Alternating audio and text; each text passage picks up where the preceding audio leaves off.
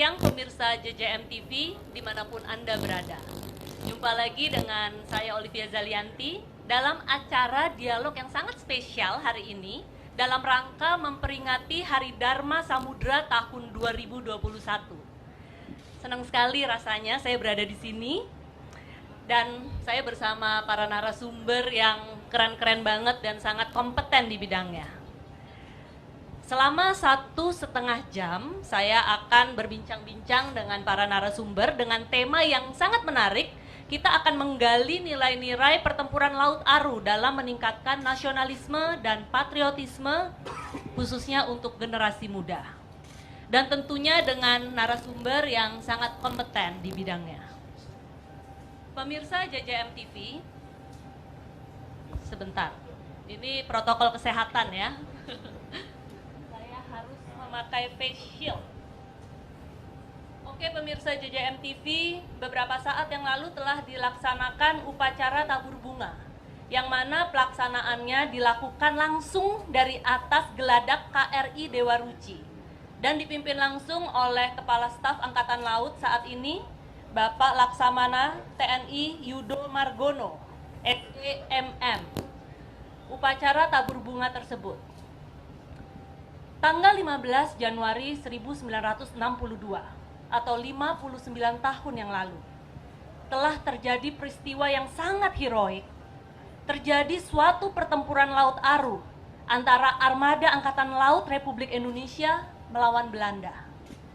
Maka dari itu, untuk mengenang jasa pahlawan serta pengorbanan para pahlawan dalam pertempuran Laut Aru ataupun pertempuran laut lainnya. Setiap tanggal 15 Januari dilaksanakan upacara tabur bunga yang biasa dikenal sebagai Hari Dharma Samudra. Apa sebenarnya yang melatar belakangi terjadinya pertempuran tersebut? Setelah kemerdekaan RI pada tanggal 17 Agustus 1945 hingga tahun 1960-an, Belanda belum menyerahkan Irian Barat ke pangkuan Ibu Pertiwi. Saat itu berbagai cara diplomasi juga dilakukan. Ditempuh Indonesia untuk mengembalikan Irian Barat. Setelah jalur diplomasi politik dan ekonomi menemui jalan buntu untuk merebut kembali Irian Barat dengan cara militer, untuk merealisasikan Trikora, Indonesia membentuk Komando Mandala yang dipimpin oleh Jenderal Soeharto. Ada 3 fase yang dilakukan, yaitu infiltrasi, eksploitasi, dan konsolidasi. 3 kapal cepat torpedo Angkatan Laut Republik Indonesia, RI Macan Tutul, Macan Kumbang, dan Harimau yang akan mendaratkan sukarelawan ke tanah Irian Barat. Armada yang dipimpin Komodor Yo Sudarso bertempur dengan armada kapal perang Angkatan Laut Belanda di Laut Arafuru. Dalam pertempuran di malam hari itu, kapal perang Angkatan Laut Republik Indonesia, RI Macan Tutul kena tembakan, meledak dan tenggelam. Komodor Yo Sudarso gugur bersama 25 prajurit lainnya sebagai kusuma bangsa. Satu pesan heroik yang disampaikan oleh Komodor Yo Sudarso melalui radio telepon. Kobarkan semangat pertempuran. Dalam satu peristiwa sejarah, selalu memberikan pelajaran dan hikmah yang sangat berharga bagi kehidupan generasi muda. Satu hal yang pasti melekat dalam peristiwa tersebut adalah semangat nasionalisme dan patriotisme dalam membela bangsa dan negara. Akan tetapi, masih banyak nilai-nilai yang dapat dipetik dalam peristiwa tersebut. Hikmah yang didapat dari peristiwa sejarah tersebut bisa ditinjau dari berbagai macam perspektif, sudut pandang. Tinjauan dari segi aspek operasi, intelijen, dan alutista. Peristiwa kondisi situasi regional saat ini di mana yang memungkinkan bisa berpengaruh ke negara kita, dan bagaimana kita harus bertindak. Pemirsa JJM TV, dari atas geladak KRI Dewa Ruci yang sangat legendaris ini, saya di sini duduk bersama-sama para sejarawan, narasumber yang sangat kompeten di bidangnya. Saat ini telah hadir para narasumber. Yang pertama adalah Profesor Dr. Susanto Zuhdi, seorang sejarawan kemaritiman dari Universitas Indonesia yang juga pernah menjadi Direktur Sejarah Kementerian Kebudayaan dan Pariwisata. Kemudian juga ada Bapak wartawan senior Kompas, Bapak Iwan Santosa. Beliau juga menjadi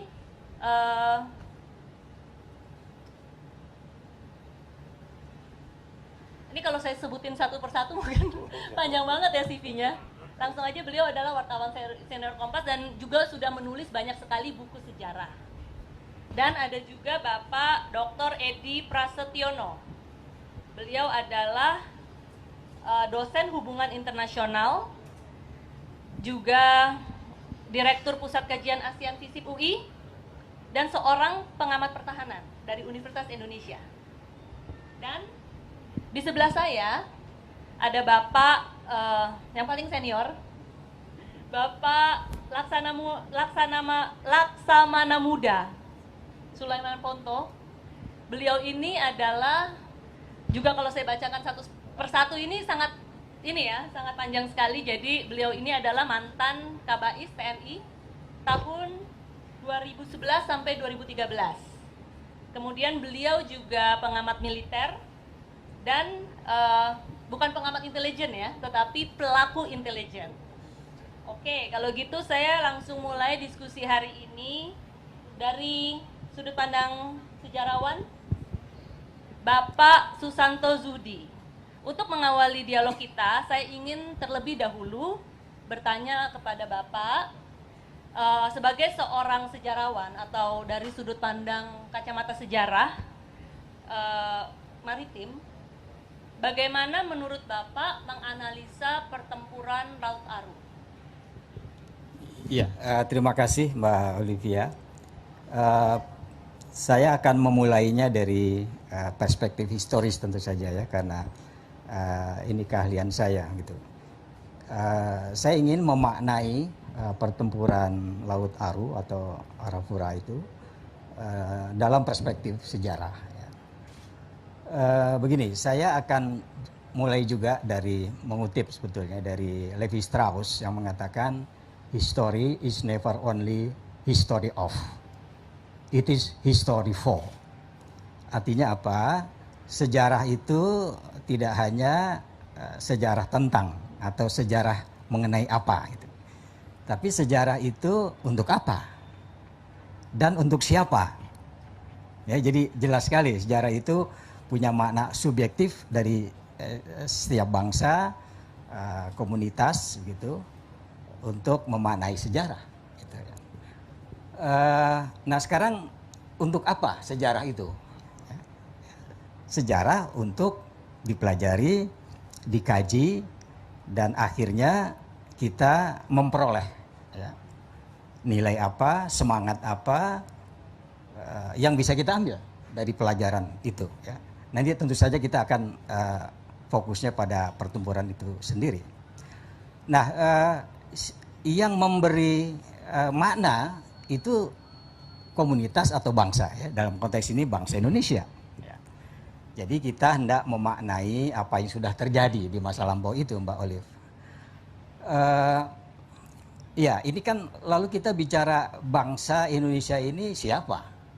Bangsa yang dalam proses sejarah itu proses membentuk, ya, pembentukan bangsa dari latar belakang masyarakat yang beragam kebudayaannya, tradisinya dan sebagainya ya, Bhinneka Tunggal Ika ya, kita tahu itu. Nah, lalu yang menyatukan kita menjadi bangsa itu apa? Ya, sejarah pengalaman itu sendiri. Apa? Kolonialisme. Ya, jadi munculnya nasionalisme itu karena ada kolonialisme. Itu mudah untuk melihat itu. Jadi ini bangsa sebenarnya diikat oleh sejarah, oleh ingatan kolektif gitu. Ya, jadi tadi kalau Mbak Olive katakan sejarah selalu memberikan pelajaran, sebetulnya belum tentu. Masih tergantung dari apakah bangsa itu pandai mengkaji sejarahnya. Gitu. Ya, itu tadi ya. Jadi, nah ini bangsa yang diikat oleh pengalaman bersama menghadapi penjajahan. Dalam hal ini Belanda gitu. Nah, ada yang belum selesai ketika akhir dari konferensi meja bundar.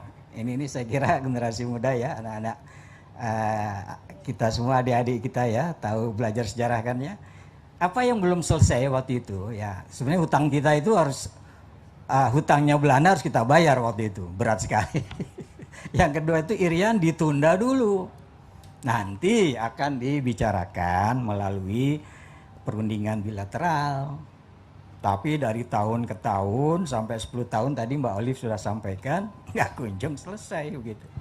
Jadi ini mau Belanda apa? Nah, Belanda punya mau, tentu saja ya. Ada istilah dalam bahasa Belanda itu Pak Ponto, Indi verloren, ya, Ramsput geboren. Itu bahasa Belanda itu artinya kalau Hindia Belanda, Indonesia waktu itu, ya. Negeri kita dulu disebutnya Hindia Belanda, Indi. Gitu. Jadi kalau Indianya lenyap, lepas dari orang Belanda gitu, dia malah petaka. Belanda kan negaranya kecil, se-Jawa Barat aja nggak cukup gitu. Nah, yang terakhir masih dia pertahankan gitu, Papua Barat. Itu mau dijadikan the Tropische Holland.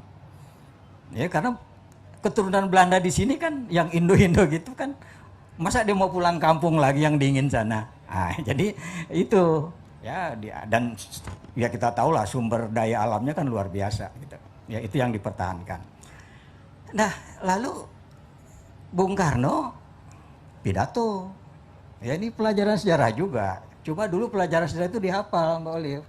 Tidak dianalisis. Jadi cuma ya hafal tahun, hafal tanggal gitu kan. Nah, itu nggak belajar apa-apa dari sejarah kalau begitu, gitu ya. Jadi Trikora itu ya, yang dikumandangkan oleh Bung Karno itu ya gagalkan pembentukan negara Papua, ya kibarkan sang merah putih, gitu kan, supaya Irian itu kembali ke pangkuan Republik Indonesia, gitu. Nah, karena perundingan tidak berjalan, maka tindakan militer ya nanti bapak-bapak sesudah saya akan bicarakan itu lebih fokus, lebih rinci ya. Nah, apa pelajaran yang bisa diambil dari situ? Pertama, sebetulnya angkatan laut kita tidak siap. Ini kalau dokumen atau sumber yang kita baca itu begitu ya. Kita punya 3 MTB, ini Pak Ponto lah nanti ya kan. Itu nggak dilengkapi torpedo misalnya ya. Itu. Lalu ini juga perlu diulas saya kira Pak Ponto nanti, kok Pak Domo bilang, ini Mbak Olive bilang begitu Pak Domo ini. Sebetulnya itu kayak dikorbankan gitu. Apakah ini memang sengaja ya dalam tanda petik kita perlu pahlawan sebetulnya.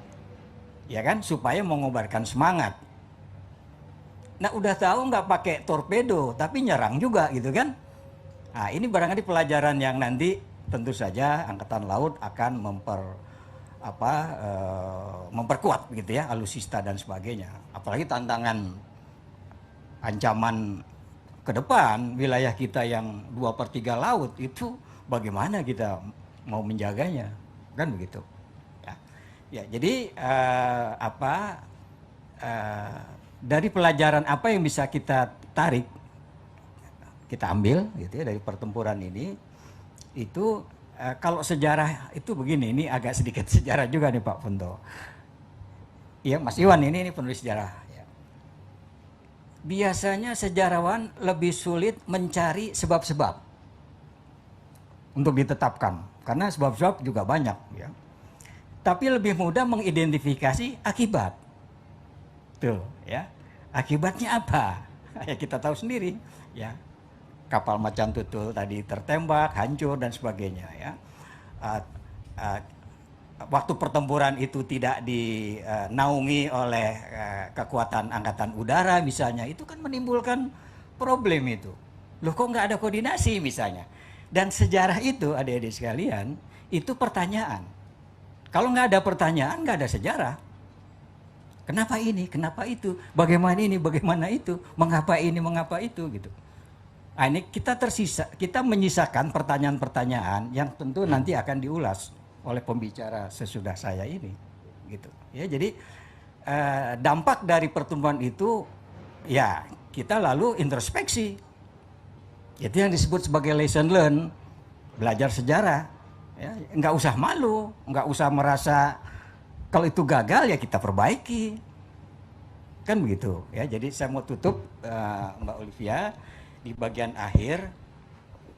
Apa yang bisa kita tarik dari pertempuran Laut Aru ini, bahwa fighting spirit bangsa ini sudahlah, nggak usah diragukan. Ya. Tapi kan itu nggak cukup. Mesti ada keterampilan, mesti ada dukungan perlengkapan militernya dan seterusnya, gitu, ya. Itu kan artinya kita belajar dari sejarah. Ya, jadi kalau ada ungkapan menurut saya kurang tepat. Bangsa yang besar adalah bangsa yang menghargai sejarahnya atau pahlawannya. Sebetulnya nggak otomatis. Hanya bangsa yang pandai mempelajari masa lalu, baru dia layak jadi bangsa yang besar. Sebenarnya Bung Karno ngomongnya begitu, cuma kita suka mau pendek aja. Nggak otomatis dia, gitu ya. Jadi intinya kita semua disadarkan oleh peristiwa masa lalu itu bahwa masa lalu tidak tinggal di masa lalu saja, tetapi ada nilai, ada spirit, ada nilai, ada spirit tadi ya, saya ulangi lagi, yang bisa diambil, yang kita berikan interpretasi. Sebab fakta ya sudah, kalau mau kita ulang-ulang tiap tahun akan kita ulangi seperti ini, tapi maknanya apa? Bagi perbaikan bangsa ini ke depan. Saya kira itu, Mbak Olivia, terima kasih. Terima kasih Prof. Dr. Susanto Djufdi yang tadi bilang bahwa bangsa yang menghargai pahlawan belum tentu bangsa yang besar gitu ya. Tetapi bangsa yang besar itu yang menghargai masa lalu. Mungkin saya bisa tambahkan bangsa yang besar itu tergantung dari kualitas percakapan kebudayaannya saat ini. Gitu. Nah, jadi kalau tadi saya tangkap sejarah itu tidak hanya mengajari apa, tetapi untuk apa dan untuk siapa.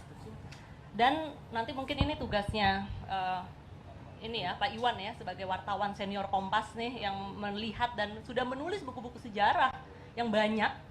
Itu nanti menurut Bapak Zudi ini sejarah itu sulit mencari sebab, tetapi selalu ngomong akibatnya gitu kan. Nah, tapi tadi ada pertanyaan itu Bapak bilang hutang Belanda ya, hutang Belanda kepada Indonesia mungkin itu yang mana ya Pak? Hutangnya Belanda kita yang harus bayar. Hutangnya Belanda kita yang harus bayar waktu KMB itu. Bisa bayangkan betapa kita ini dibikin. Nanti mungkin kita. Ya tapi itu tambahan aja sih. Tapi yang lebih poinnya itu adalah tidak dikembalikan irian berat dalam waktu setahun itu. Kalau gitu kita ke Pak Iwan dulu karena nanti untuk Pak Sulaiman Ponto ini banyak sekali juga banyak pertanyaan tadi bangsa ini, apakah sejarah ini kita belajar dari masa lalu untuk melihat ke masa depan dan menentukan di mana posisi kita berada sekarang. Mungkin dari pertempuran Laut Aru ini, apakah tadi ada banyak pertanyaan Pak Domo bilang ini dikorbankan, apakah ini untuk hanya menaikkan tawaran atau bargaining position negara Indonesia pada saat itu. Tetapi kita sekarang ke Pak Iwan dulu mungkin dari kacamata penulis, wartawan, dan juga banyak penulis buku sejarah ya. Tadi mungkin bisa menanggapi apa yang Pak Zudi sampaikan. Terima kasih Mbak Olive. Saya copot aja ya karena saya pakai masker. Jadi karena forumnya Angkatan Laut, tadi sebelum acara saya ngobrol sama Kadis Penal. Saya tanya, di pendidikan diajarkan nggak kenapa salut militer begini bukan begini? Akhirnya ya ini intermezzo aja. Ini tradisinya dari Angkatan Laut. Kalau Angkatan Darat, Lanmach aslinya begini. Kalau kita lihat patung-patung Pak Dirman begini. Angkatan Laut begini. Karena awalnya ketika mulai digunakan mesin uap, setiap hari itu kapal harus dibersihkan karena batu bara. batu bara kotor, seragam kotor, kalau begini akan terlihat telapak tangan kotor. Akhirnya salut, dan hari ini militer, darat, laut, udara salutnya begini. Nah itu intermezzo aja. Nah ini saya izin nih, senang sekali Prof. Santo ini saya terakhir ngutip tulisan dari buku, sebagian dari buku Pak Santo tentang Pelabuhan Cilacap gitu. Jadi kalau bicara tadi peristiwa sejarah sebabnya apa, lah jangankan sebabnya, peristiwanya aja kadang kita nggak tahu. Termasuk ketika nulis Cilacap, saya menulis kapal induk pertama yang dibuat Amerika Serikat itu tenggelam di selatan Cilacap waktu Perang Dunia II. Gitu. Nah itu menunjukkan apa, secara geostrategis dan juga geopolitis bagaimana Kepulauan Nusantara ini penting. Nah kalau kita bicara pertempuran Laut Aru dan Papua, ini ada catatan saya. Jadi sebelum peristiwa tahun 62, saya refer back beberapa tahun lalu saya dengan tim menyelesaikan buku tentang pertempuran Biak tahun 44. Itu korbannya tentara Jepang 5.000 lebih, tentara Amerika hampir 600. Dan itu pertama kalinya Jenderal MacArthur memecat komandan operasi karena sesudah 2 minggu dan 3 kali Amerika memberikan press release Jepang sudah kalah, tidak kalah juga. Dan ternyata dari pertempuran di Biak itulah Jepang membangun sistem melawan Amerika yang dilakukan di Iwo Jima dan di Okinawa. Musuh dibiarkan mendarat, dihancurkan di pedalaman. Nah itu. Nah ketika pertempuran Biak itu ada pertempuran laut yang menarik. Ini saya waktu itu kapal perang terbesar di dunia itu yang punya Jepang, Yamato dan Musashi. Kalau meriam kita 100 mili atau sekarang angkatan darat kita mengoperasikan howitzer itu paling besar 155 mili. Meriamnya Yamato itu 460 mili. Manusia bisa masuk ke laras meriam. Itu, dan kita lihat, nah waktu itu Jepang menggunakan doktrin perang klasik yang kalau perwira-perwira AL yang pernah sekolah di Norfolk di Amerika, ini ada gedung, dijadikan nama gedung Mahan, namanya sejarawan Alfred Thayer Mahan, pengajar di US Naval Academy, dan beliau mengajarkan doktrin pertempuran permukaan. Waktu itu waktu perang saudara Amerika sudah ada kapal selam, tapi belum populer. Jadi konsepnya beliau adalah perang permukaan antar kapal perang, battleship. Jadi gagasan soal kapal induk belum ada. Padahal waktu itu pada awal perang Pasifik, kapal induk Jepang lebih banyak dari kapal induk Amerika. Nah, doktrinnya waktu itu namanya Kantai Keisen. Kantai itu kalau huruf kanjinya tuh armada, fleet. Kantai Keisen artinya pertempuran armada habis-habisan, puputan di laut. Nah, ketika merebut Amerika sudah masuk di Pulau Biak bulan Mei, 27 Mei 1944, 1 Juni kapal Yamato dari Tawi-Tawi, nah Tawi-Tawi ini menarik, di dekat Nunukan perbatasan kita, itu juga sama Amerika pernah dijadikan pangkalan PT Boat. PT Boat itu patrol torpedo boat yang sejenis dengan kapal MTB yang dipakai Pak Yosudarso dan rekan-rekan. Kapal cepat torpedo. Nah itu pangkalannya Yamato dan juga di Lahat Datu yang sekarang dipakai pangkalan kapal selam oleh Malaysia.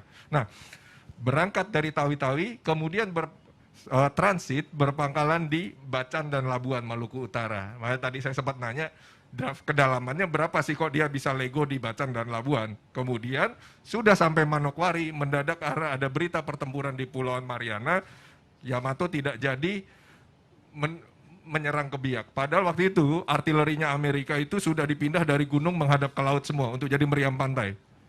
Karena sudah tahu ada armada Jepang dalam jumlah besar dan ada Yamato, mau mendekati bisa dibayangkan meriam 460 itu salvonya seperti apa gitu.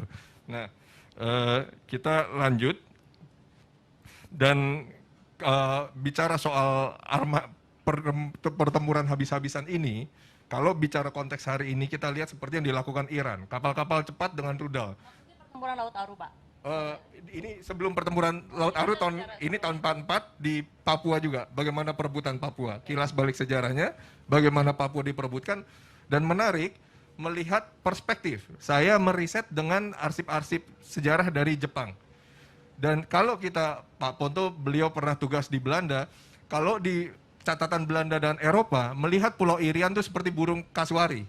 Dibilang vogel. Makanya daerah Sorong, Manokwari itu Vogelkopf, kepala burung. Kalau Jepang, dalam catatan militer Jepang dan arsip-arsip Jepang, Pulau Papua mereka bilang kura-kura. Jadi Schouten Island, Pulau Yapen, Waropen, Biak itu dibilang anak kura-kura. Nah itu bagaimana persepsi sebuah bangsa melihat alam sekitarnya.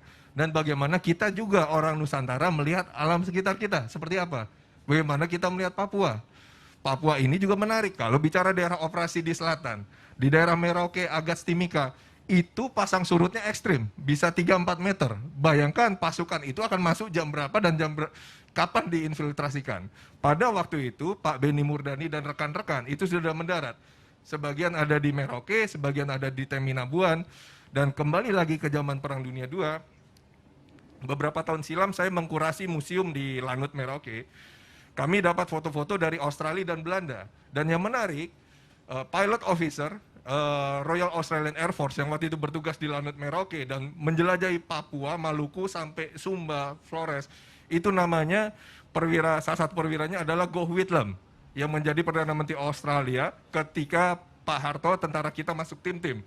Sebelumnya di lobi Pak Harto dibawa ke Wonosobo, di lobi. Nah, itu menarik sekali melihat bagaimana sejarah ini tidak terputus. Bagaimana waktu itu saya lihat di Merauke tadi, kapal torpedo, kalau perang laut yang saya tahu sebagai orang sipil, kapal torpedo itu speed, kecepatan tinggi, melihat sasaran, langsung speed up 2 atau 3 kapal, ancang-ancang siap lepaskan torpedo. Jadi kalau kapal-kapal Belanda yang kapal-kapal besar, begitu lihat kapal ini, mereka akan kalah kecepatan. Jadi yang dilakukan adalah buka tembakan dengan meriam permukaan yang jangkauannya lebih tinggi. Jangan kasih kesempatan mendekat. Tapi di sisi lain, kapal torpedo kita, ini kosongan, tidak ada torpedonya. Buat saya, nekat. Waktu itu hitungannya apa? Kemudian, kenapa tidak ada air cover? Kenapa dari tim Dalpur, kendali tempur, tim darat yang sudah infiltrasi di darat, koordinasinya seperti apa? Itu pertanyaan buat riset kita ke depan. Sebetulnya ini operasional operasi kita seperti apa? Gitu. Nah tadi kita bicara dari di zaman Perang Dunia II, dan yang satu lagi yang saya tulis beberapa waktu lalu tentang salah satu simbol perlawanan terhadap Belanda adalah ketika ada kapal induk Belanda di Hollandia.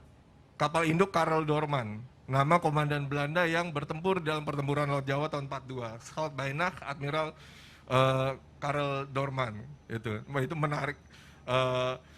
Kapal ini membawa pesawat-pesawat, antara lain pesawat tempur yang waktu itu cukup modern, Hawker Hunter. Ditaruh di Biak pesawat jet tempur, dan Indonesia waktu itu untuk kontra. Dan menariknya pada masa itu bagaimana kita bisa bermain di blok timur dan blok barat. Karena walaupun negara NATO, sekutu Belanda, Indonesia bisa membeli pesawat anti kapal selam dari Inggris. Gannet.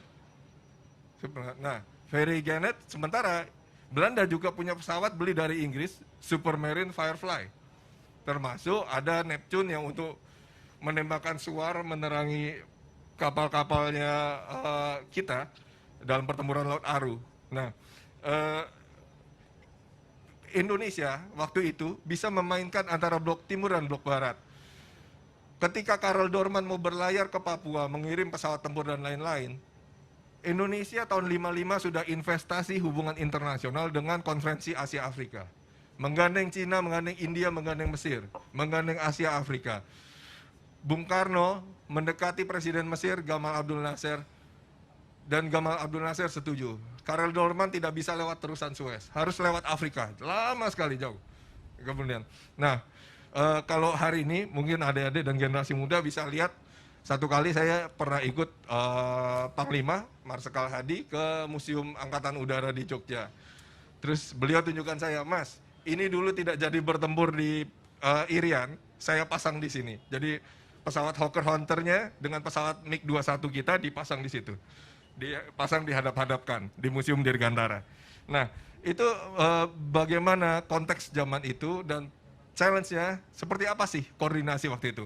Tim yang sudah masuk di darat, bagaimana di udara sebetulnya kita punya pesawat-pesawat bomber strategis, malah ada bagian cerita yang belum pernah dicatat, posisi Australia ketika kampanye pembebasan Irian Barat kan sebagai negara blok barat mendukung Belanda, bagaimana pesawat bomber kita mendrop sampah dengan barang-barang buatan Indonesia di sebelah utara Australia untuk memberikan pesan.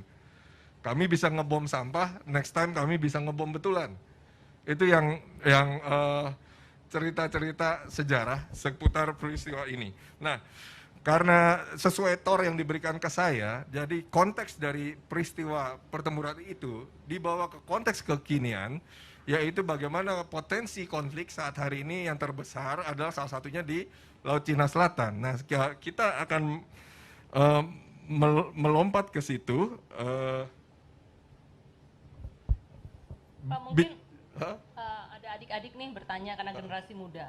Jadi bagaimana dampak pertempuran Laut Aru itu secara internal bangsa Indonesia dalam konteks national building?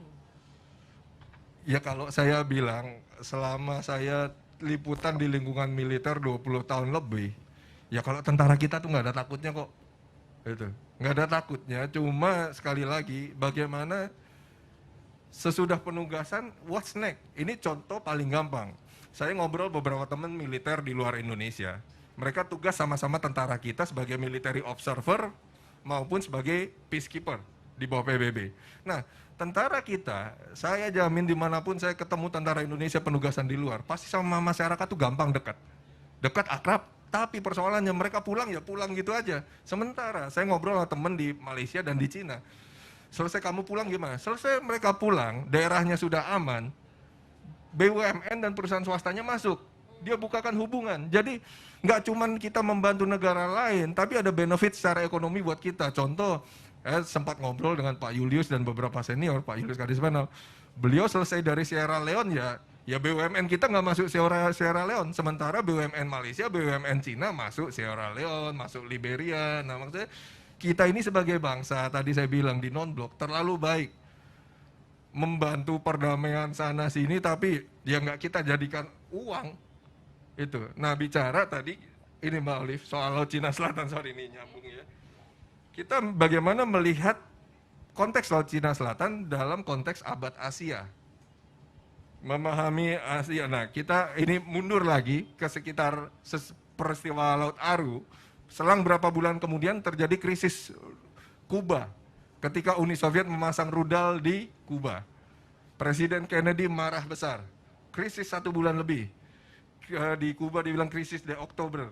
Krisis bulan Oktober. Nah, ketika krisis, Amerika sangat tidak nyaman ketika ada rudal strategis ditaruh di ujung selatan, dekat sekali ke Florida dan lain-lain. Bisa menjangkau Amerika. Nah, konteks psikis yang sama tentunya bisa kita pahami bagaimana Cina dan Rusia juga tidak nyaman ketika Amerika menaruh rudal strategis di Korea Selatan. Walaupun alasannya Korea Utara. Tapi rudal itu bisa sampai wilayah tengah Rusia, bisa mencapai wilayah Uzbekistan, apalagi Beijing, dekat sekali. Itu jadi, nah sikap Indonesia mau kemana? Nah itu kita lihat Laut Cina Selatan, kita bicara dunia pasca Perang Dunia II. Masih ada berapa menit, Mbak? 3 menit. Dunia pasca Perang Dunia II adalah selesai perang, dikembalikan ke situasi status quo sebelum Perang Dunia II. Makanya Inggris mengirimkan pasukan ke Ho Chi Minh, mendudukan, untuk bantu sebelum Perancis kembali lagi ke Indochina, Laos, Kamboja, Vietnam. Hal yang sama, Inggris juga menaruh BMA, British Military Administration, pusatnya di Singapura, pasukannya ditaruh di Jawa dan Sumatera. Sementara wilayah timur, Kalimantan dan Indonesia Timur di bawah komando Australia di Makassar. Dan emang waktu itu pergerakan nasionalis Indonesia di Australia dapat dukungan populer, sampai tentara Belanda pun supaya nggak diganggu pejuang pakai topi militer Australia di sini. Nah, tapi Inggris itu markasnya sekarang di kantor Kementerian ESDM, masih ada patung-patung tentara Indianya di situ. Nah, situasi status quo ini juga yang diberlakukan oleh PBB waktu itu Amerika ke wilayah-wilayah di Laut Cina Selatan, Spratly Paracel. Makanya Cina mengklaim 9 dash line itu.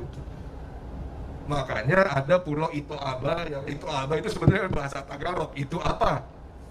Nah, itu diduduki oleh Taiwan, yang pada waktu pemberontakan Permesta, Taiwan juga menyiapkan pasukan marinirnya. Waktu itu ada komitmen membantu Permesta dari Jepang, Korea Selatan, dan Taiwan. Tapi yang solid ada personil dan lain-lainnya Taiwan, Pulau Taiping, Pulau Ito Aba. Yang sekarang juga jadi persoalan. Definisinya ini karang atau pulau. Kalau itu karang bukan pulau, pengaruh pada hitungan ZTE. Nah, bicara Nah, ketika tentara pemerintahan nasionalis di Cina kalah, yang sekutu Amerika kalah, kebijakan mengakui status sebelum Perang Dunia II Amerika berubah lagi di konferensi San Francisco tahun 51. Sementara Cina sebagai penerus Republik Rakyat Cina yang komunis, sebagai penerus Cina yang sebelum zaman Perang Dunia II kembali ke klaim awalnya. Nah, ini kan kita jadi warisan pasca Perang Dunia II, sama seperti perbatasan Cina dengan India di Northeast Frontier, McMahon Line. Itu kan antara bukan pembicaraan India dengan Cina, tapi warisan dari legacy kolonial. Jadi dunia yang kita hidup sekarang masih dunia warisan Barat. Itu. Nah, makanya Bung Karno selalu bilang nekolim ya memang begitu itu. Nah, ini kita bicara sekarang misalnya pangkalan-pangkalan militer di sekitar kawasan. Nah, contoh lagi yang menarik, saya 2 tahun lalu menulis dan kedutaan Australia cukup gerah. Saya menulis di selatan Pulau Jawa, selatan Sumatera dekat Enggano, itu ada pangkalan militer Australia dan digunakan Amerika di Kepulauan Kokos. Orang asli Kokos disebut mereka sebagai Malay Kokos, Melayu Kokos. Tapi kalau kita ketemu mereka, dan saya sering ketemu mereka berapa kali, mereka membahaskan diri, kami ini Jawa Kokos. Sebetulnya Indonesia ini pengaruh budayanya ditakuti, tidak boleh eksis. Saya pernah menulis Austronesia Raya dari Madagaskar, Nusantara, dengan Polinesia dan Melanesia. Kita ada hubungan erat jauh sebelum penjajahan Eropa, termasuk orang-orang berdarah Austronesia ini, berdarah Nusantara. Ada satu distrik di Peru, Mas.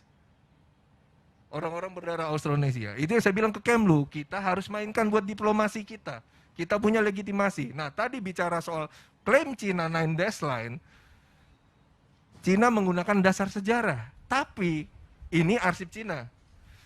Hubungan tertua Pulau Jawa dengan daratan Cina adalah abad pertama Masehi, yang berlayar bukan Cina, orang Jawa sampai ke daratan Cina. Berarti kita punya hegemoni maritim lebih tua. Lebih tua. Nah, ini kan tinggal bicara sekarang sama-sama. Kalau kita lihat kultur Asia, biasanya dialog. Bukan dengan kalau bicara bagaimana Jepang dulu modernisasi dipaksa oleh Angkatan Laut Amerika. Namanya gunboat policy, itu sistemnya Portugis, Spanyol, Anglo-Saxon, itulah yang terjadi. Nah, ditambah 1 menit, 2 menit lagi boleh? Setengah menit gimana? Oke. Oke, Nah, ini saya mau potong nih Oke. soalnya. Nah, kalau bicara Laut Cina Selatan, saya bilang kita profiling. Profiling Amerika seperti apa? Ya. Amerika Serikat tahun 7. Saya ini di sekolah tahun 80 90-an, buku saya buku Amerika. Buku sejarah saya buku Amerika. Ya. Pelajaran saya pelajaran Amerika. Jadi sejak 1776 sebagai negara baru merdeka, tahun 1800 awal sampai 1815 itu Amerika sudah berperang di Tripoli melawan bajak laut. Ya. Zaman Thomas Jefferson. Nah, tahun 1832 sekitar 60 tahun negara yang berdiri, mereka sudah bisa berperang di Sumatera, di Aceh. Makanya di Vandelnya Marinir ada Battle of Kuala Batu. Ya. Itu USS Potomac. Nah, ini ya udah nanti kita lanjut lagi. Kita lanjut lagi mungkin ya. Mungkin saya langsung simpulkan bahwa banyak sekali pertempuran-pertempuran heroik yang terjadi sebelum pertempuran Laut Aru ini ya. Jadi kita punya sejarah yang panjang tentang itu, dan saya percaya sekali bahwa saya juga pernah mendengar cerita bahwa ada seorang atau tentara Spanyol gitu berkunjung ke Nusantara, dan ketika itu dia menemukan sesuatu yang sangat menurut dia ini menarik sekali. Dia ambil, dia bawa pulang, dia persembahkan ke Ratu Spanyol itu. Pas dilihat, hadiah untuk Ratu Spanyol itu adalah peta dunia dalam bahasa Jawa. Dan itu artinya apa? Artinya Indonesia mungkin saja bisa menjadi seperti yang Bapak sampaikan tadi. Peradaban kelautan atau peradaban maritim ini sangat jauh sebelum tercatat di dalam buku sejarah. Gitu, mungkin tadi menyambung Laut Cina Selatan, tadi menarik sekali, mungkin bisa dijawab dengan Pak Edi ya selanjutnya. Dalam situasi terkini, kalau kita melihat tentang perkembangan lingkungan strategis di LCS atau Laut Cina Selatan ini kan dihadapkan dengan pembangunan kekuatan TNI AL saat ini. Nah, khususnya dalam hal pembangunan alutsista, itu pandangan Bapak gimana? Mungkin sebelum itu nanti juga banyak pertanyaan nih dari adik-adik di sini. Sebelum itu saya mungkin perkenalkan nih, tadi kalau udah ada narasumber yang keren-keren, biar semangat nih, di sini juga langsung hadir duduk bersama kita adik-adik Pramuka. Salam Pramuka. Salam. Nah, ini adik-adik juga nanti banyak sekali ya nanya ke Pak Edi, Pak Sulaiman, mungkin ke Bapak juga nanti setelah diskusi kita. Tadi banyak sekali juga yang menanyakan pada saat itu negara mana saja sih yang berkepentingan dalam konflik Indonesia-Belanda gitu. Kemudian nanti masih banyak pertanyaan, mungkin Pak Edi bisa menanggapi yang tadi dulu. Terima kasih. Terima kasih. Langsung saja ya, saya tentu tidak dari perspektif sejarah ya. Ya. Tapi saya mencoba untuk melihatnya dari perspektif pertahanan, ya, dari operasi militer. Selalu muncul pertanyaan pada saya itu tentang peristiwa 15 Januari, ya, 1962. Yang pertama, nanti saya baru masuk ke Laut Cina Selatan. Yang pertama, karakter operasinya adalah rahasia. Ya, karakter operasinya rahasia. Nah, kalau ini operasi rahasia, berarti harus ada upaya benar-benar menutup informasi. Pertanyaan saya, kok kapal Belanda langsung nyanggong di sana? Apakah ada kebocoran informasi? Ya, apakah ada kebocoran informasi? Nah, kebocoran informasi ini penting ya, karena dunia sekarang adalah dunia yang bermain pada tataran digital, data dan sebagainya. Kalau kita refleksikan ke sejarah masa lalu, kapal itu berangkat dari sekian titik, ya kan? Kalau nggak salah 4 titik untuk ngisi logistik, ya, bahan bakar dan sebagainya. Di mana letak kebocoran kira-kira? Kalau kita mengasumsikan bahwa operasi ini operasi rahasia dan Belanda langsung tahu, berarti ada sesuatu. Itu kecurigaan saya pertama, ya, sebagai akademisi, ya. Apakah mungkin ada operasi ini informasinya bocor? Ya, itu satu. Yang kedua, kita berusaha untuk mencari lesson learn. Ya, kembali lagi, pertanyaan saya yang mengiang-iang selalu di telinga dan pikiran saya itu adalah, ada plan B nggak? Ada plan B nggak? Jadi misalnya ini sudah direncanakan kan? Sekian hari sebelumnya sudah direncanakan, lalu memasuki satu perairan, dan kita juga bisa merefleksikan nanti memasuki satu perairan, dan mengasumsikan kalau ini gagal atau ketahuan, plan B-nya apa? Ya, jadi itu yang menjadi pertanyaan bagi perancang operasi militer nanti. Ya, jadi kebocoran, plan B itu menjadi luar biasa penting.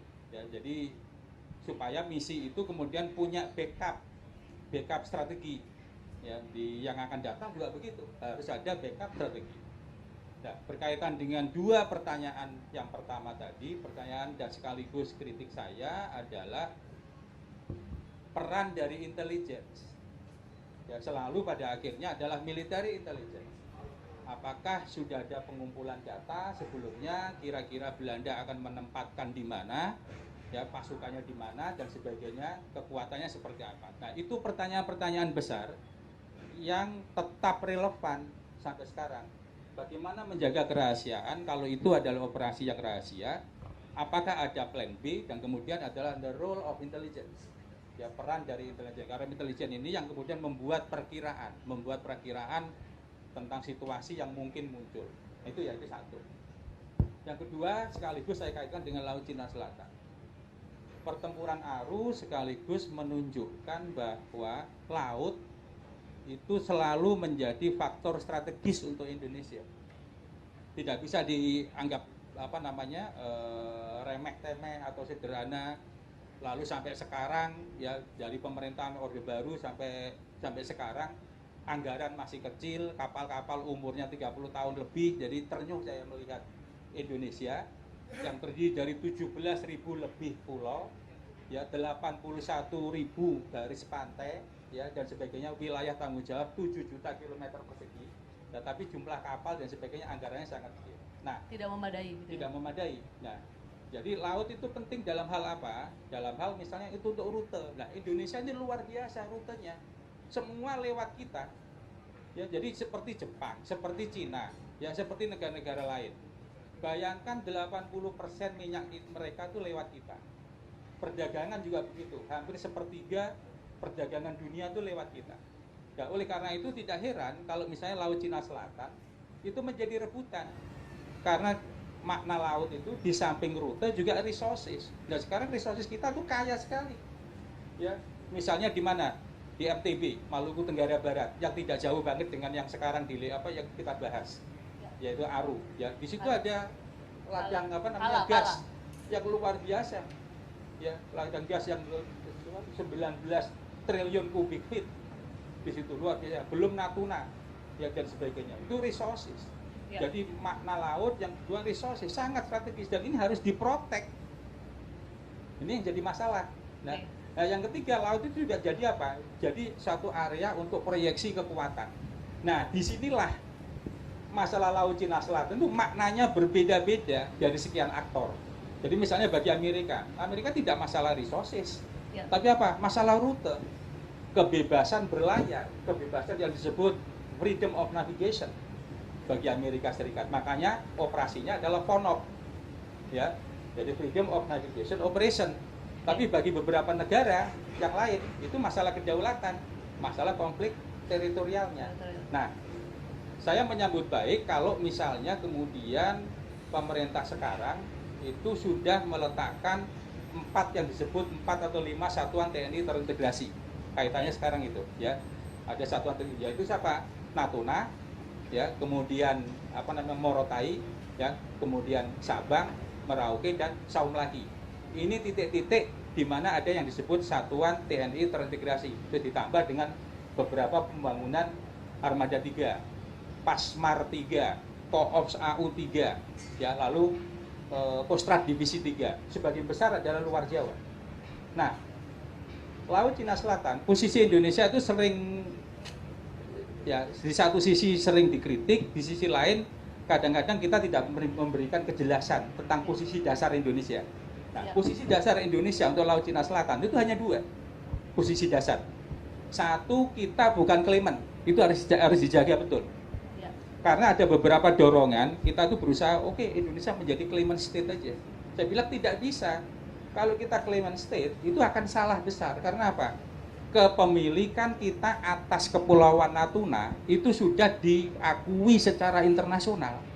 Jadi kita tidak mengklaim. Tapi kalau negara lain mengklaim, dia mengklaim Kepulauan Spratly, mengklaim kepulauan apalagi, mengklaim kepulauan itu abadi. Jadi klaim mereka. Oke Pak, jadi bagaimana pertempuran Laut Aru itu mungkin dari segi pandang pertahanan, jika dikaitkan dengan situasi Laut Natuna yang tadi Bapak sampaikan saat ini, dan apa yang harus kita laksanakan ini saat ini untuk mempersiapkan ke depannya? Ya harus pengembangan kekuatan laut, tidak ada lagi. Jadi melihat geopolitik, melihat geostrategi, melihat kepentingan Indonesia, melihat kepentingan atau makna laut dari segi resources, dari segi rute, dari segi power projection yang sekarang direfleksikan di Laut Cina Selatan, maka Indonesia harus mengembangkan kekuatan laut, ditopang kekuatan udara. Jadi menurut Bapak yang menyebabkan kegagalan operasi saat itu ketika di Laut Aru? Well, faktornya bisa banyak, tapi kalau faktor saya melihatnya, satu adalah itu operasi nekat dengan semangat patriotisme yang luar biasa dan kapal itu tidak dipersenjatai. Oke. Ya, jadi tidak dipersenjatai. Dan kemudian kegagalan yang kedua adalah pertanyaan saya yang pertama tadi, bagaimana informasi bocor, ya, sehingga kita kemudian tidak, kalau dugaan saya bocor, saya harus membuktikan, ini asumsi saya dulu sebagai akademisi.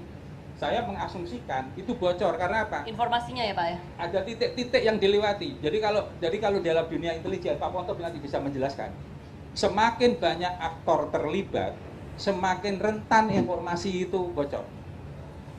Semakin lama waktu retensi, semakin rentan kebocoran informasi. Itu. Jadi informasi apa Pak yang rahasia? Karena kan sebenarnya Bung Karno sendiri kalau kita ngelihat pidato-pidatonya kan sudah memang memerintahkan seluruh warga Indonesia untuk menancapkan bendera merah putih di Irian Barat, maksudnya? Pak Karno perintah umum membakar semangat, tapi bahwa ini jalan jam sekian nanti nyampainya di sana, mendarat di Indonesia Timur, kemudian dapat briefing dan sebagainya, lalu menuju jam 5 sore bergerak dan sebagainya, bagaimana? Berarti ada kebocoran teknis gitu ya Pak? Saya tidak tahu, ini mengasumsikan. Okay. Saya kalau sebagai akademisi, saya harus mengasumsikan ada kecurigaan yang kalau dalam dunia intelijen itu adalah semakin lama waktu, semakin banyak aktor, semakin rentan operasi bocor.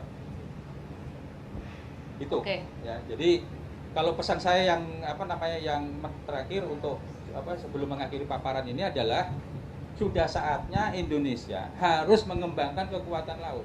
Oke. Kekuatan laut itu bisa macam-macam, ya. Bisa angkatan lautnya, bisa kemudian di niaga lautnya, bisa di industri lautnya, ekonomi kelautan, ya, dan sebagainya. Kalau istilah Pak Poto disebut maritim itu, Ya. ya, jadi penggunaan laut untuk kepentingan ekonomi. Dan itu harus bagi Indonesia, itu keniscayaan. Persilangan Indo-Pasifik sekarang makin ketat. Saya tambah waktu 1 menit ya. Oke. Perkembangan yang paling baru. Amerika lagi merancang kalau dilanjutkan oleh Biden yang disebut First Fleet. Ya, armada pertama yang dihidupkan lagi yang dulu mati tahun 73. Ya. Lalu Perth itu menjadi kemungkinan potensial untuk Indo-Pacific Naval Base. Lalu ditambah Darwin, Kokos itu pesawat tanpa awak. Panjangnya 14 km persegi luasnya, ya, suplai dari negara tetangga. Kalau nunggu suplai dari mana? Australia, kejauhan dari negara tetangga. Jadi kita ini dikepung dunia persilangan, ya, tapi kemudian negara-negara lain udah siap mengepung Indonesia. Dan itu matranya apa? Laut dan udara, matra utamanya. Dan matra laut dan udara itu hanya 2, surveillance and long range strikes capability. Jadi kalau itu nggak dibangun, kita nggak punya bargaining position. Nah, itu yang pesan kami dari dulu sebetulnya. Jadi Indonesia sebagai negara poros maritim dunia, bisa dibilang begitu, harus mengembangkan kekuatan lautnya gitu ya Pak ya? Harus. Oke, kalau gitu terima kasih. Kita sekarang ini banyak pertanyaan lagi untuk Pak Ponto. Mungkin yang tadi sudah dibahas ini, apa sih, apakah, karena kan tadi kan kalau menurut sejarawan, berdasarkan sejarahnya ini, sebenarnya Komodor Yosudarso ini sudah bilang di awal bahwa kapal Dewa Ruci ini atau angkatan laut kita tuh tidak siap gitu kan, udah melapor itu. Nah, sehingga ada pernyataan dari Pak Domo itu, apakah ini dikorbankan untuk kepentingan bargaining position Indonesia di mata dunia. Nah, itu mungkin nanti bisa dijawab oleh Pak Ponto. Dan masih banyak pertanyaan lagi nih, misalnya mungkin itu dulu ya Pak, nanti setelah itu saya akan ini, saya udah catat. Oke, terima kasih. Jadi memang pertempuran Laut Aru ini memang sangat menarik untuk dibahas. Saya mulai dari yang paling kanan tadi, Pak. Apakah bocor atau tidak ini? Ya. Kalau saya jadi asisten intelijen saya sana, itu bukan bocor, tapi mereka sudah tahu. Jadi bukan bocor, dia sudah tahu. Dari Baca mana? gitu ya Pak? Sudah tahu. Dari mana? Pertama tadi dibilang Bung Karno sudah bakar kita pancang merah putih di sana. Oke. Yang kedua, tiba-tiba 4 motor torpedo boat yang jarak jangkaunya hanya 700 mil berlayar ke timur, ke timur, ke timur, dan ke timur. Motor torpedo boat. Sebagai asisten intelijen sudah pikir ke timur, ke timur, ke timur, kemana lagi kalau tidak ke Papua? Sudah, satu sudah terjawab. Kedua, motor torpedo boat. Untuk apa dia torpedo boat ini? Mau lawan siapa? Sudah pasti, ini pasti akan bawa manusia untuk disusupkan. Mau bertempur tidak mungkin. Dia tidak punya torpedo. Dari mana dia tahu tidak punya torpedo? Ini motor torpedo boat tua yang dikasih dari Jerman. Yang torpedonya sudah nggak ada lagi, udah dipakai habis Perang Dunia Kedua. Jadi sudah pasti motor torpedo boat yang tidak ada torpedo, yang tinggal kecepatan. Dibawa ke timur, dan ke timur. Nah, dia sudah pasti, ini pasti penyusupan. Nah, ini sebenarnya pertanyaan saya ketika saya sampai Letnan Kolonel. Ketika saya kolonel, saya jadi atas pertahanan di Belanda. Saya datang ke museum di Belanda. Saya menemukan foto, ternyata ketika 3 MTB ini sedang mengisi bahan bakar di Multatuli, itu sudah ada fotonya. Jadi mereka sudah tahu. Ya, itulah tidak heran ketika dia berlayar ke selatan itu sudah Belanda tinggal menentukan killing ground-nya di mana ini. Jadi sudah bukan bocor, dia sudah tahu, tinggal saya mau matikan di mana ini. Dia sudah tahu. Itulah sebabnya tiba-tiba, menurut kita tiba-tiba datang Neptunus. Padahal itu dia sudah tahu, dia datang, dia terangin, baru dia, ya itu sudah terang dan jelas itu.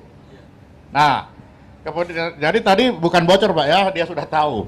Nah, yang kedua, apakah dikorbankan? Nah, Ini lagi-lagi logika berpikir pertempuran darat yang diproyeksikan ke laut. Apa itu? Kalau dari darat kita mau menyusup ke pulau sana, pakai sekoci aja bisa taruh orang. Jadi si kapal ini dijadikan sekoci, bawa aja manusia ke sana. Padahal kalau pertempuran laut, Dewa Ruci ini ingat, Dewa Ruci pun pakai layar, kalau melepas tali apa perannya? Peran persiapan kapal berlayar dan bertempur. Dewa Ruci aja nih, berlayar dan bertempur. Artinya apa? Harus siap dengan peluru, harus siap dengan amunisi, harus siap dengan torpedo. Jadi Pak Yos tahu benar bahwa kapal ini tidak siap untuk bertempur, hanya berlayar saja. Lah, di pikiran pertempuran darat, berlayar ya bisa aja, berlayar aja, bawa manusia ini, turunkan mereka di sana. Tapi dalam prinsip pertempuran laut ini udah salah. Nah, Pak Yos tahu banget, dia sangat tahu sebagai seorang komandor. Itulah sebabnya dia naik di atas kapal. Untuk apa? Untuk meninggikan moral dari pasukan-pasukan laut yang ada di kapal. Karena ini orang di kapal bilang, lah kita suruh bertempur tidak punya torpedo, ini apa-apaan ini. Tapi Pak Yos bilang tidak, kita harus, tidak ada pilihan. Tidak ada pilihan bagi Angkatan Laut saat itu. Kita berbuat, kita kalah. Tidak berbuat kalah, berbuat bisa menang, bisa kalah. Pak Yos mengambil yang dua ini. Berbuat saja, apapun risikonya. Dan kebetulan risikonya kalah, ya itu nasib. Tapi perbuatan itu sudah diambil, sudah dilaksanakan. Nah, inilah pelajaran. Jangan kita memaksakan logika berpikir bertempur di darat ke laut. Nah, ini yang kita sekarang masih banyak seperti itu. Kalau di laut berlayar dan bertempur, ya bertempur beneran, ada torpedonya. Tapi Pak Yos saat itu tidak ada pilihan. Alah, hanya untuk penyusupan aja kok, berangkat aja. Ya sudah, memang tidak ada pilihan. Dikorbankan ya tidak juga. Tapi itu pilihan, memang pilihan. Demi tegaknya negeri ini, itulah yang diambil. Itu yang terjadi, dan kita sudah lihat hasilnya. Nah, selanjutnya tentunya, dari sini, apakah kesalahan ini akan kita ulangi lagi? Akan kita lebih bodoh dari keledai?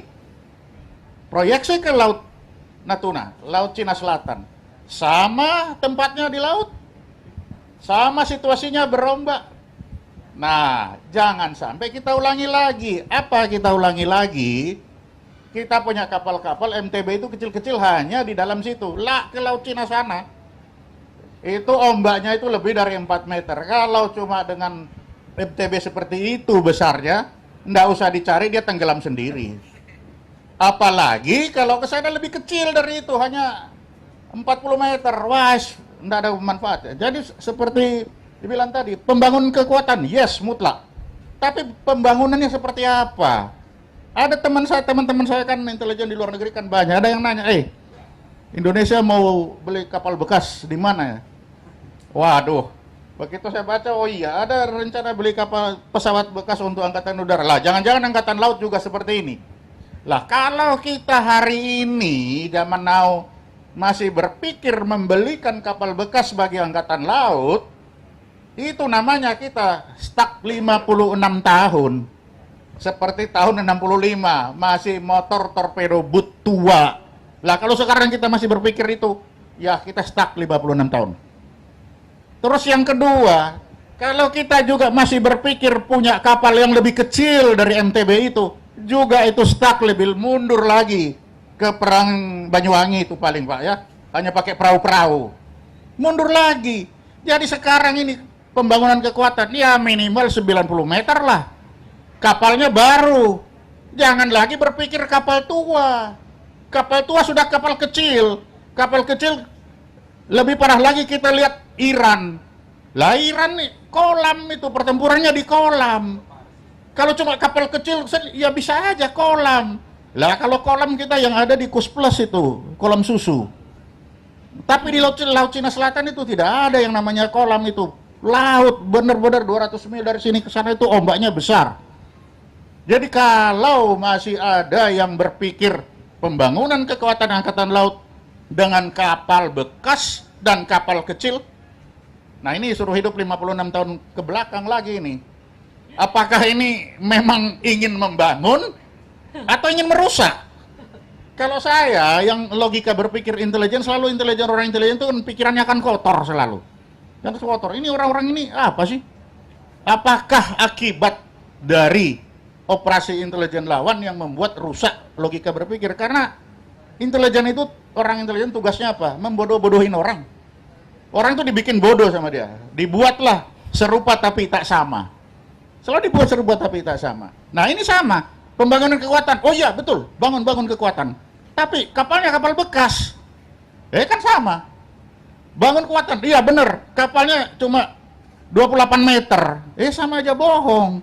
Nah itu serupa tapi tak sama. Tapi merasa itu hebat sekali. Pakai roket aja kok. Boleh kan 28 meter? Iya boleh. Tapi yang ditembak Tanjung Priok. Bukan ke sana.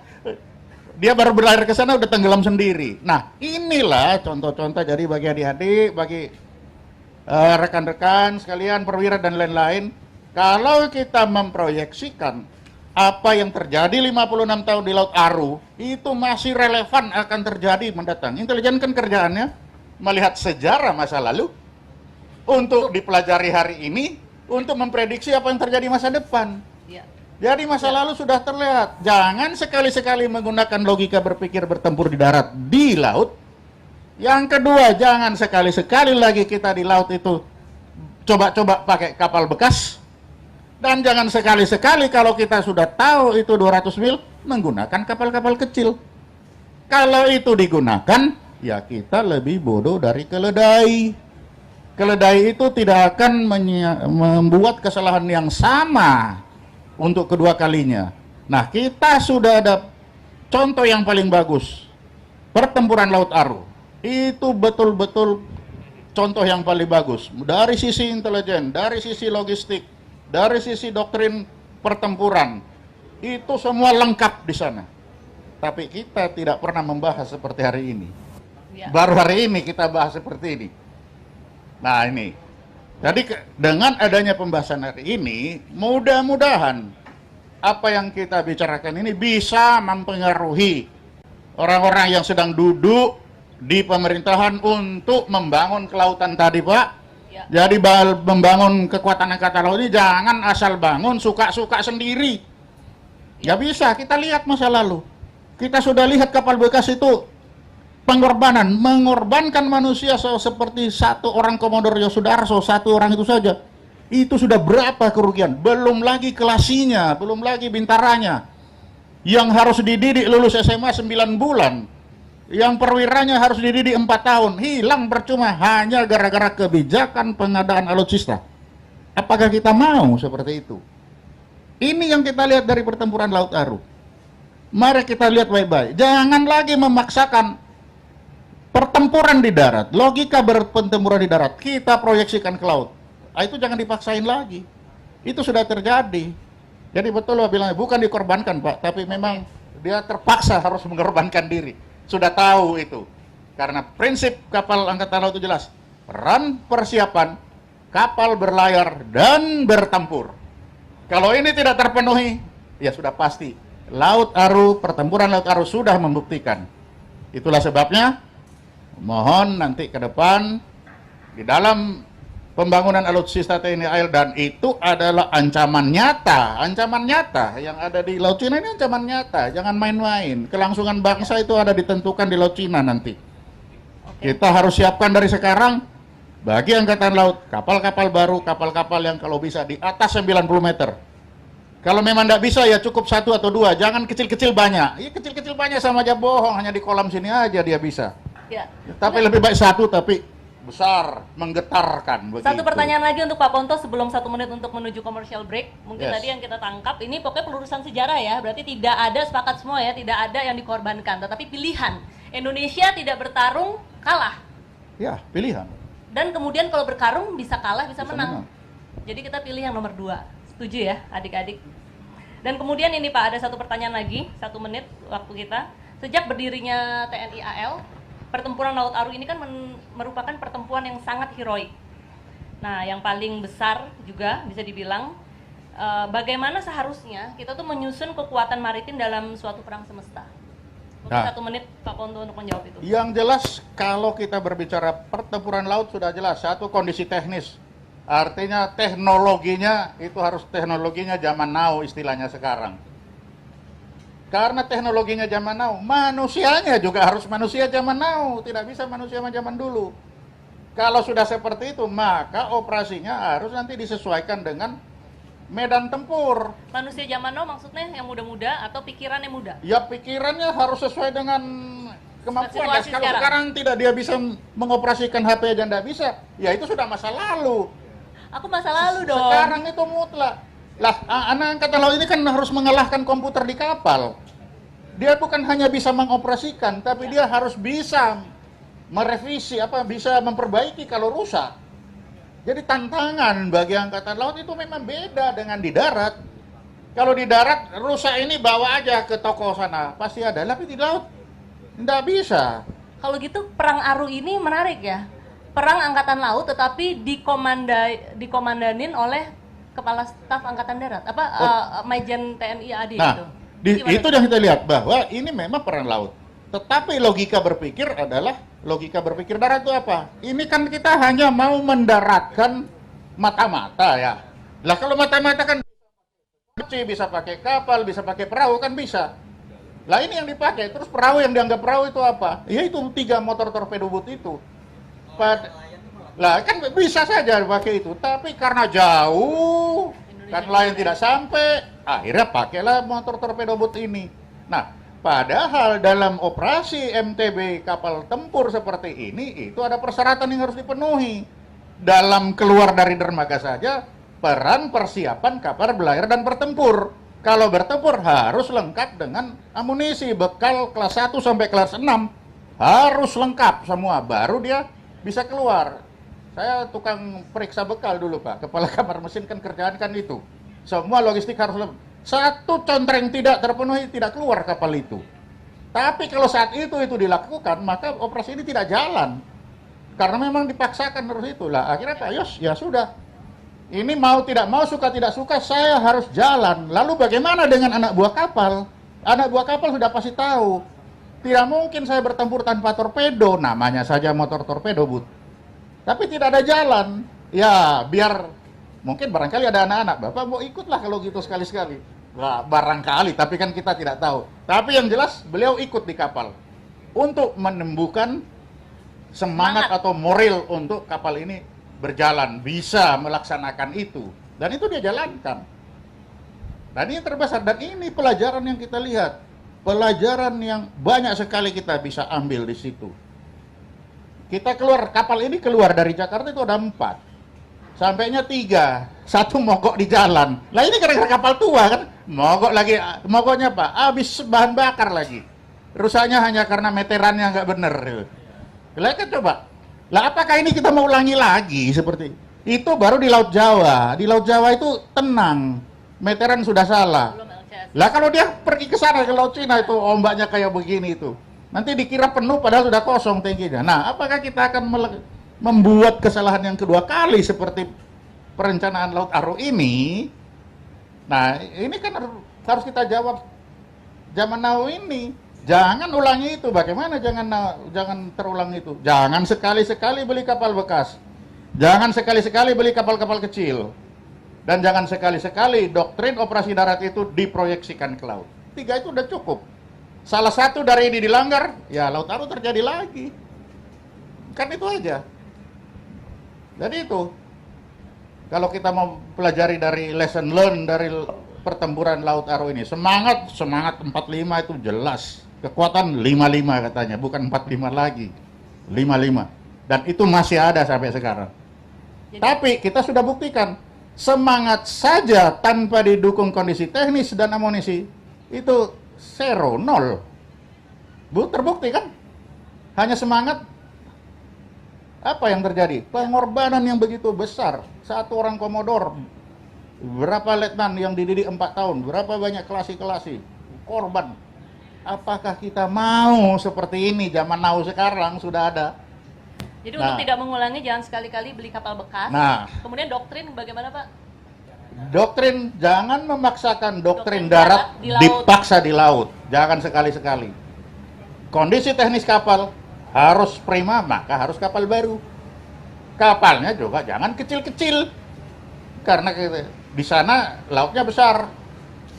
Ya, harusnya kapal yang minimal lah 90 meter. Nah, kalau ini sudah ada, saya yakin kita akan bisa eksis di laut. Oke, terima kasih Bapak. Ini kita potong dulu karena masuk di azan asar.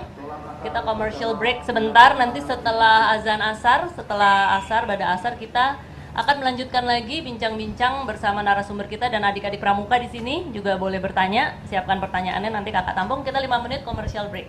Terima kasih. Terima kasih. Maritiman ini, dunia maritim ini membangun mentalitas bangsa. Makanya kalau kosakata bahasa Inggris itu bagus sekali. Networking itu kan fellowship, teman di kapal.